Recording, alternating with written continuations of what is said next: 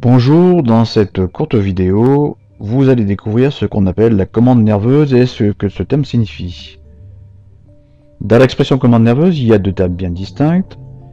Nous allons d'abord expliquer ce qu'on appelle la commande, puis nous essaierons de savoir en quoi le système nerveux est mis en œuvre pour permettre cette commande de s'effectuer. Donc pour répondre au problème de la commande nerveuse, il est essentiel de partir de deux exemples. Notamment, nous partirons de l'exemple de cette première mondiale, à savoir le cas de cet Américain qui a pu retrouver l'usage de ses membres grâce à une prothèse et une stimulation possible suite à une implantation de son cerveau d'un micro-ordinateur.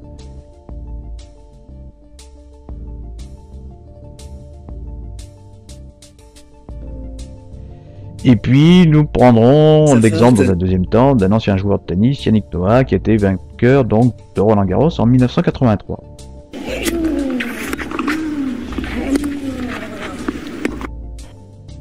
L'organisme reçoit en permanence des stimulations ou ce qu'on appelle des stimulus ou stimuli qui viennent de l'environnement.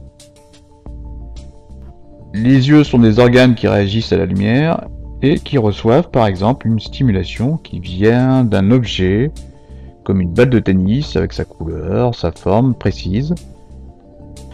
Alors ces organes sont associés à nos sens. L'exemple qu'on vient de voir ici donc, correspond à la vue. Cet organe étant associé à un sens, on l'appelle donc organe sensoriel. Cet organe sensoriel est appelé aussi récepteur car il reçoit la stimulation.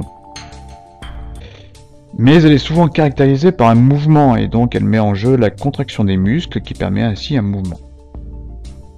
Dans l'exemple du tennisman, la réaction est de taper dans la balle avec sa raquette et cela nécessite la contraction des muscles du bras, avec en outre ces déplacements évidemment de ses jambes. On dit alors que c'est un organe effecteur car c'est là où nous voyons les effets de la réponse. Ici en l'occurrence, c'est un muscle qui reçoit l'ordre de se contracter.